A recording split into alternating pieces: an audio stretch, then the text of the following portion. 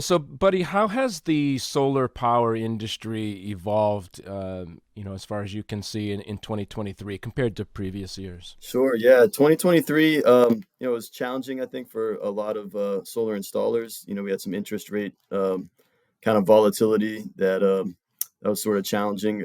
But from the technical standpoint, we've seen some kind of positive evolution in a lot of the software and from our inverter companies, from a lot of coordination with kind of whole home automation stuff. So, the smart home movement is kind of infiltrated solar in a positive way. Yeah, there's been a lot of cool additions to smart panels, and like you're saying, the actual inverter companies expanding that to have some smart home peripherals and whatnot, which is just an advancement and more, opportunity for the industry to be integrated into the home. Can you talk to Buddy a little bit about some of the key milestones maybe and breakthroughs in solar technology and complementary equipment that were achieved in 2023? Sure. I mean, from the module standpoint, I think there's a big movement away from, kind of the mono PERC, what we were kind of installing in the first half of the year, and going much more to the higher efficiency panels. A lot of the mainstream module manufacturers have announced, a commitment to go to an N-type wafer, which is a higher efficiency design. So, we're kind of in transition, kind of at the back end of 2023 and into next year. So I'd say that getting a little more mainstream is probably going to be the biggest breakthrough. Can you go into a little bit more detail on that and just kind of explain what that new technology is and the difference that it makes? Sure. I mean, it's just.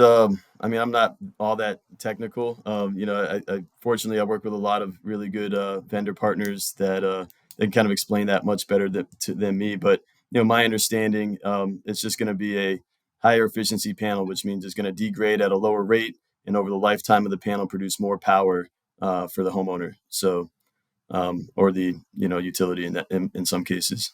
And those still will have the same resiliency, right, as for the application in residential and commercial applications. So it's not like that they're making a wafer that is more efficient but more fragile. It's still going to meet all of the wind resistance, snow resistance, and heat resistance, and actually in a better format that a lot of times aesthetics is actually improved with the N type as well. And Brian, that's because like the typically solar panels would sort of degrade over time, right? And you'd get like less and less electricity from them, after many years of use. So, I know that you're working with some manufacturers that have panels that now have really long warranties on them, for example, because they know that those panels are going to be continuing to have high efficiency and to be creating a large amount of electricity even years and years in the future. There's polysilicon, monocrystalline, and then the N type is kind of like what the new movement the buddies are talking about that they're moving to, which is again higher efficiency, a little bit of a cleaner look to them, and you have small wattage gains, I would say, but the efficiency and degradation rate that you were just asking about essentially reduce. So there's more power out of the gate and more power year over year over the life of the product. And these products are becoming, like you pointed out, longer and longer lifespans.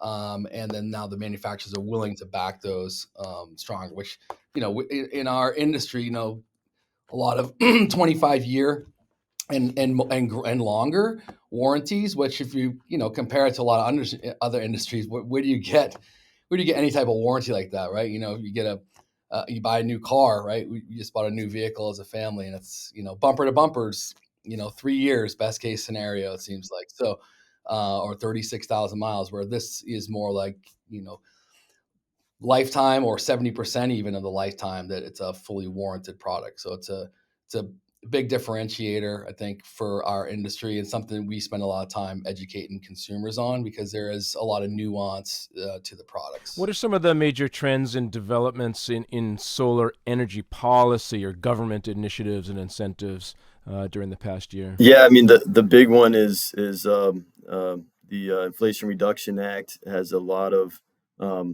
policy incentives for solar.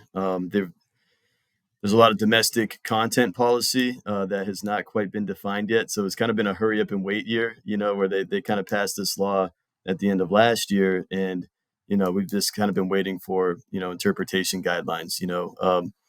But yeah, it's I would say we're in a really really friendly policy climate for solar, and for energy, kind of broadly speaking. But until we have some kind of clear guidelines on how to apply those incentives, we're kind of at a standstill a little bit for taking advantage of that.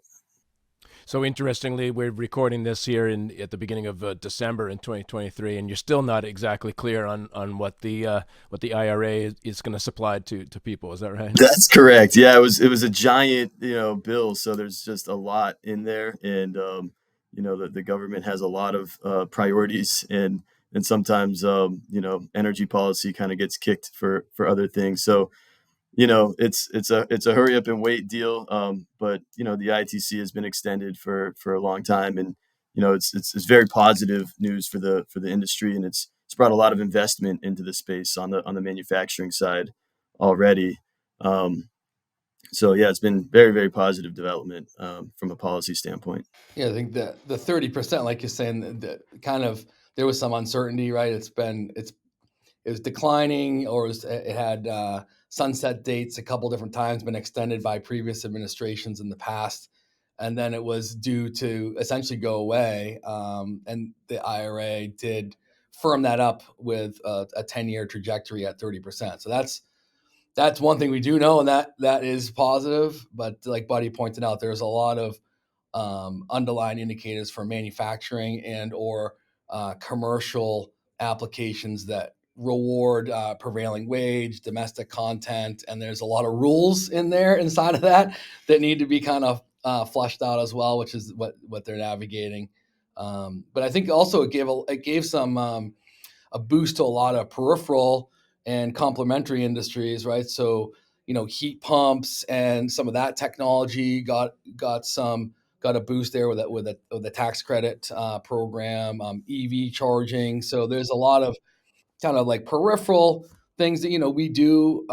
We don't install heat pumps, here at Solaris, but we do a lot of EV chargers and things like that. So there's additional rewards, nationally, and then like Buddy pointed out, that brings in interest, investment. There's a lot of um, planning for domestic manufacturing from a lot of these big manufacturers, because now there's rewards to do so, so we can make sense of it, given that our cost of living is so much higher that we can't really manufacture anything here, and we've lost out to a lot of overseas manufacturing. But this is focused on bringing that back, which I think is a huge win as well. Just to give an example of how difficult this is, that they haven't defined if you get the domestic content bonus for mere assembly of panels in the United States, where we're going to take buy foreign parts or foreign cells, bring them in, assemble them in a United States factory and ship them out. Does that count as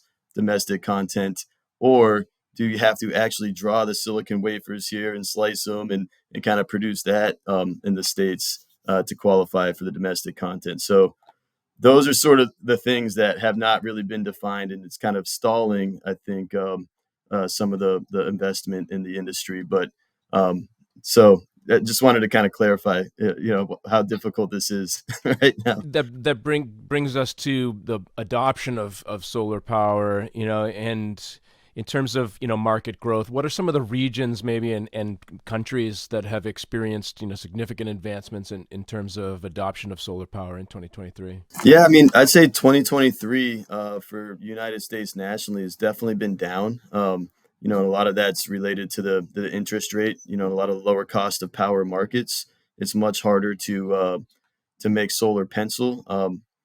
Conversely, like in our market in the Northeast, we have a high cost of power that kind of keeps going up, and it's a really good deal to go solar even with the higher interest rates. So we've seen growth in the Northeast, particularly in the first half of the year, and then in California, which is generally like a third of the solar market is California.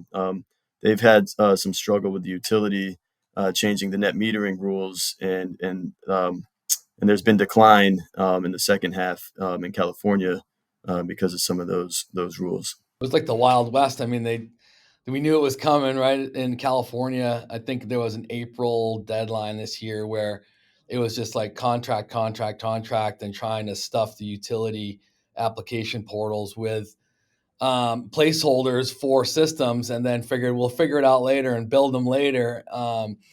Because knowing that this net metering change waters down the ability for homeowners and businesses to save the electricity, have savings on a solar investment, which is the baseline for going solar is to replace the utility and to be a distributed generation plant essentially. So that's wild, and like we know that California drives a lot of the market here nationally. So manufacturers shift, and um, everyone's trying to scramble to figure out how to make the rest of the country successful. And then I think, like Buddy pointed out, interest rates has been a thing all year, and they just keep going up, sometimes twice a month, and it's been challenging to navigate that coming off of historic low interest rates where consumers have the potentially false idea that the interest rates are going to come back to historic lows where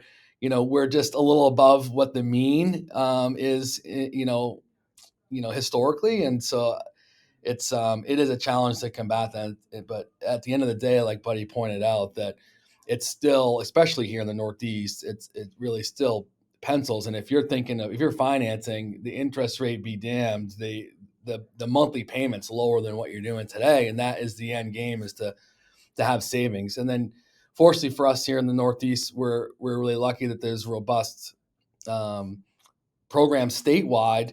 All the states have something. Massachusetts has, it leads the nation in a lot of programs.